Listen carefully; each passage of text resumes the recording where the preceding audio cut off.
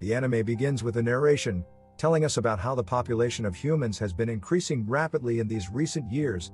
The tales of monsters and demons were all seen as fairy tales as the world was developing. But unknowingly, the humans never knew that all the monsters live with them in disguise. Suddenly, we see a boy who is being chased and is killed by a mysterious creature. Few moments later, the scene takes us to a police station, where we see two detectives interrogating a boy, who is being arrested for trespassing into a villa.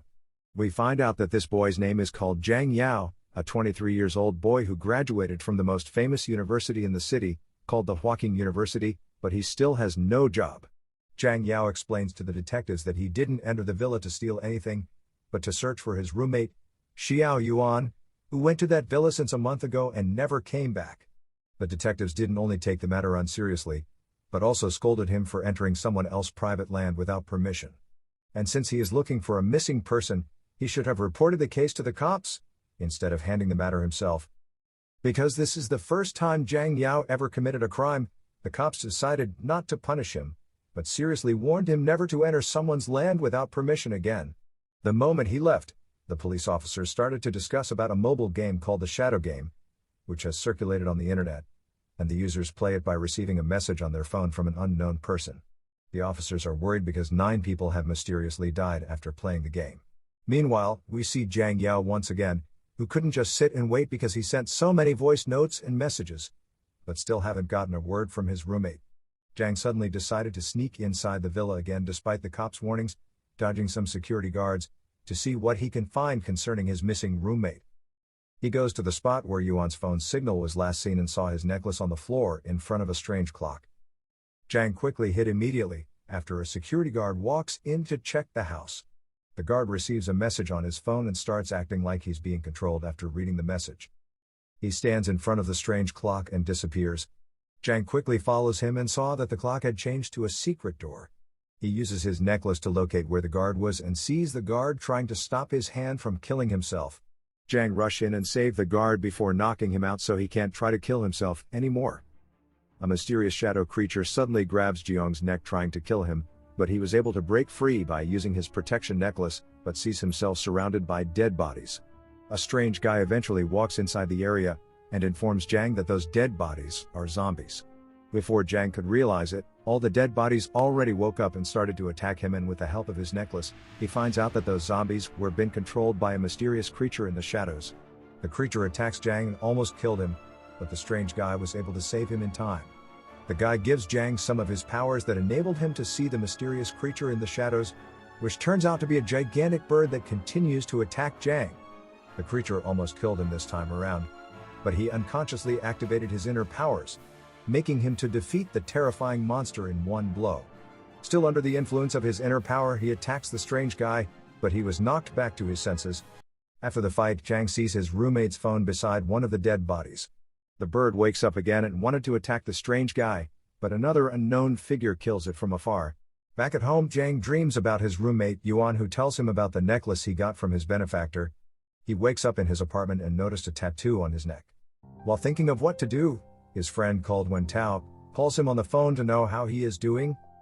He tells Wen Tao that his roommate Yuan has been missing for months, and he is looking for him.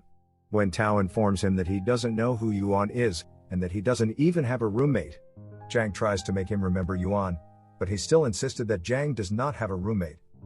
Zhang opens Yuan's room and saw it empty. He runs down to the receptionist and asked him if he remembered his roommate. The receptionist replied and tells him that he lived alone. He realizes that everyone except him had forgotten about the existence of Yuan. He connects the memory problem with a viral game of shadows and the bird he fought last night. Later at night, Zhang sneaks inside a store and used their computer to check the cameras so he can know the true cause of the death of a rich businessman who committed suicide according to the press. He thinks the man's death was also connected to the game of shadows. While watching the video, he noticed the businessman begging something in the shadows, just like the security guard last night. Just then, a really scary girl comes out of the shadow and uses her power to push the rich man from the roof. The girl suddenly turns and looks at the cameras, which mysteriously switches off all the lights in the store. Zhang hurries to leave the building before his time was up, but unfortunately, the security alarm was turned on, as they know someone has infiltrated the building. Zhang sees someone approaching his direction and hurries to hide himself, only to be attacked by the mysterious girl who has superpowers. Jang was able to cause a confusion, as he throws a couple of computers on the girl, allowing him to make his escape. While running, the tattoo on his neck weakens him, but still tries to get out of the building through a tiny window, but the girl appears again and attacks him with her powers. But when she saw the tattoo on his neck, its powers alone intimidated her as she retreated from hunting him down. Suddenly, two unknown men comes out of a portal after the guards left, and started to discuss about capturing Jang and the little girl. The scene takes us to an office, where we see the strange guy who helped Jang the other night, having a conversation with two of his members in an unknown group. They knew that Jang was going to be kidnapped by those two unknown men from the portal, so they decided to go help him out. Jang returns back to his house only to be attacked by the two unknown men from the portal. The mark on his neck transforms into a chain and is held by one of the men. They introduce themselves as messengers of the underworld and say that Mr. Yanmo, keeper of the underworld, told them to capture and bring him back to the underworld. They let him know that he died 10 years ago, but he tampered with Mr. Yanmo's records and used a magic technique to come back to life. Jang doesn't understand what they're saying. He tries to escape, but they immediately separate his spirit from the body. As they were about to leave with Jiang's captured spirit, the strange guy walks in and stops them. He tells them that it's against their rules to take a living person back to the underworld. They threaten to kill him if he tries to stop them. Then he shifts, and Jiang's body wakes up. The power that possessed him when he faced the bird returned. The two messengers notice this and quickly return Jiang's spirit to his body to merge with the power. They tell Jang that they'll be back for him, then left. After they left, Jang asks the strange guy about his roommate. He mentions to the man that everyone, except him, has forgotten about Yuan. He also asked him about the little girl in the mobile game of Shadows. The strange guy tells him to come with him, so they can meet with someone who can help him answer his questions. They finally got to the Lingyu Association, and is welcomed by a lady. The lady, whose name was revealed to Yunlan, welcomed them, and tells the strange guy to leave. Before leaving, he tells Jang he was now under the care of the lady, and the other guy, Juya. Juya heals Jiang's injuries, and the girl takes them inside the Lingyu Association to meet with their president. She keeps them in an office and tells them the president is in a meeting, so they should sit and wait for him. Juya gives him tea, and he falls asleep after drinking the tea. He wakes up at night, and as he goes outside, he wonders why the whole place is so empty. Suddenly, a mysterious figure started attacking him from the sky. He runs into a cave of man-eating plants who tried to eat him. The mysterious figure in the shadows blows him away from the cave. He falls into another location and sees Yunlan unconscious along with other envoys of the Lingyu Association. The mysterious figure continues to attack him, and he noticed the figure was the little girl he fought at the store. His inner power takes control over him and tries to kill the girl, but he stops himself in time. The girl transforms into one of the envoys, and another envoy jumps down to stop Jang. Jang collapses, but was caught immediately by the male envoy. He gives Jang a bit of his power to help him survive before he slept off. Jang dreams and remembers when his teacher picked him up from the streets and took him to her home. He wakes up the next morning and sees a young lady taking care of him. Juya and Yunlan walk in and explain to him that what he saw last night was an illusion. They say he was being tested and must learn how to control his power. While walking down the hall, he sees a painting of a war between humans and monsters. They explain to him that every envoy in the Lingyu Association had a shikigami they used to fight. Juya tells him that they need him to collect the demonic power of the ancient beasts. He was the only one who had the colorless attribute and whose body can contain the power of the beasts. They finally met with the president of the Lingyu Association, and he introduced himself as Lu Jingyi. The president explains the game of Shadows to Jang.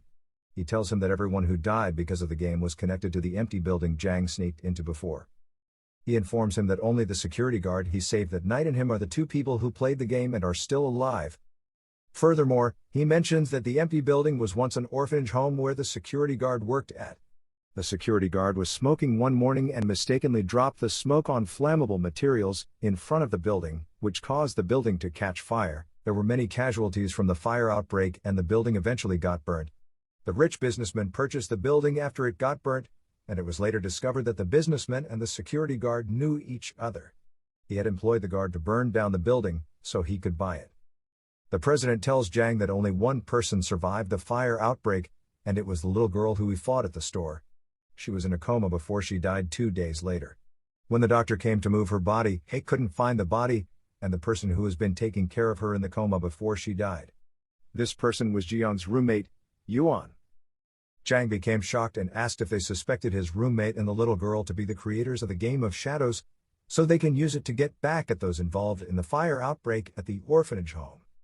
They tell him yes, and although the little girl died, they believe his roommate is using a rare power to mutate and control her body like a puppet. They want Jang to act as bait, so they can capture his roommate and know the truth. The president tells him that he has the power of an ancient beast in him. Jang became shocked and said he has never encountered any beast who gave him power. Immediately, he remembers when he met the strange guy at the beginning and the power he gave him. The strange guy appears at the meeting and Jang finds out that he's one of the ancient beasts, Tao Tai, the beast that the Lingyu Association tamed to work with them. They all plan to use the security guard who survived and catch the little girl, so she can lead them to Yuan. At the hospital, Jang transports the security guard to a different location. They hope for the little girl to follow them so they can catch her. On the way, he finds out that the security guard was fake, and it was Yunlan that disguised as him. He stops to get gas and while waiting for Yunlan, someone attacks him from behind and knocks him out. He wakes up in a building and sees Yuan. He tries calling him, but Yuan doesn't respond. The little girl, whose name was Ali, runs through Jang and hugs Yuan. Jang finds out that no one can see him and watches as Yuan and Ali talk to each other. It was the orphanage home and Yuan came to visit Ali. Jang finds out they're both siblings and sees when she gifts Yuan the necklace he was always wearing. Later, the day changes to night, and the fire outbreak happens. Yuan comes in and starts looking for Ali. Jang forgets that they're unable to see or hear him, and tries to stop Yuan from entering the fire, but it doesn't work. As Yuan walked through the fire, Jang sees some light shining on his skin. Yuan finally sees Ali under a piece of wood. He pushes the wood away and tries to save her with his power, but it doesn't work. A massive fire comes through the window and Yuan uses his wings to block himself and Ali from the fire. He then carries Ali and flies away to the hospital. At the hospital, Jang watches as the doctors try to save Ali's life, but she eventually dies. A strange man appears in front of Yuan at midnight as he mourns his sister. He shows Yuan the soul stone and offers Yuan a deal to bring his sister back to life at a price. Yuan accepts the offer immediately, then the strange man binds Yuan and Ali's souls together and collects Yuan's power. Ali wakes up as a puppet, and Yuan turns into the shadow bird that fought Jang at the beginning. Jang watches everything in shock and immediately wakes up back to reality. He turns and sees Ali accusing him of killing Yuan. He gets sucked into a black portal and was falling from a high place before he used his hand as a claw to stop himself from falling, but Ali appears behind him and makes him fall again.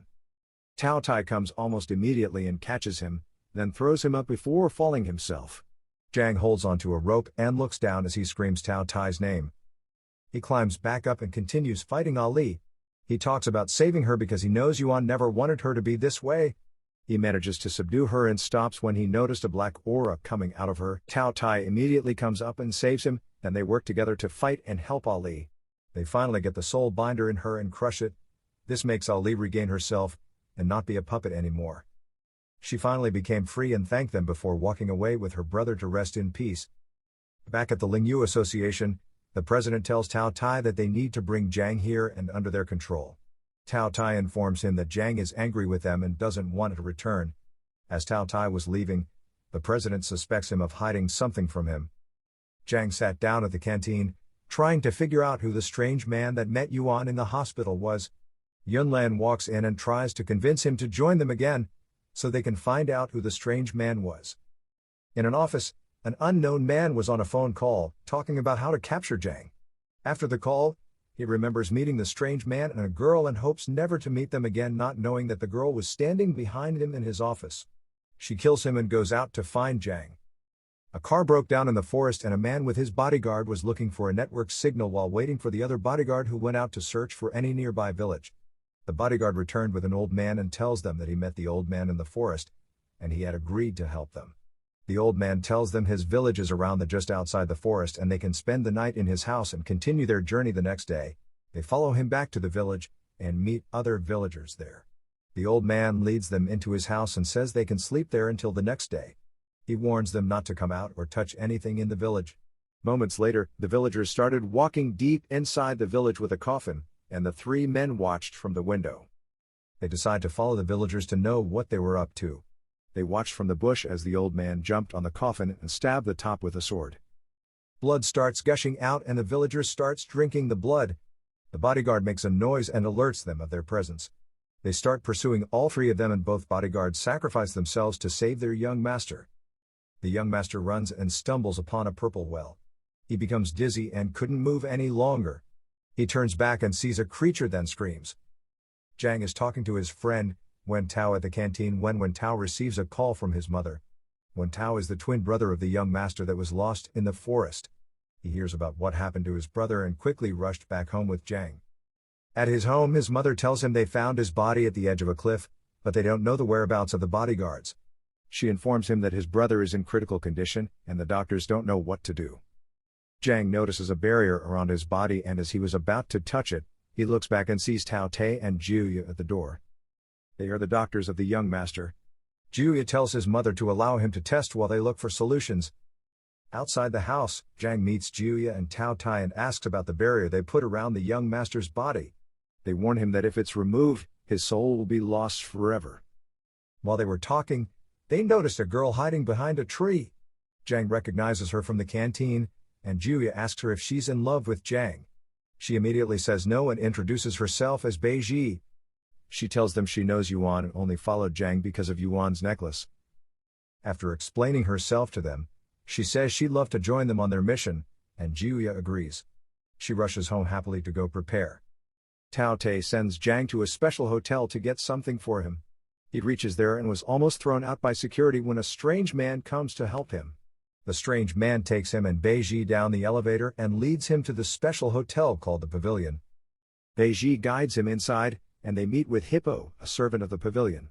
He welcomes them into the pavilion and tells them the pavilion is a supermarket where human magicians and demons come to purchase temporary demon items and powers. He directs Zhang to take his bath and change his clothes first before he collects what he came for. Moments after Zhang had freshened up and was speaking with Beiji, Hippo comes in and apologizes for wasting their time. He gives Zhang his catalog and asks him to pick what he's looking for. Zhang checks the catalog and didn't see what he wanted. He tells Hippo that he's looking for the power of a god, and they needed it to save a friend. Hippo replies that the gods can't give their powers to humans.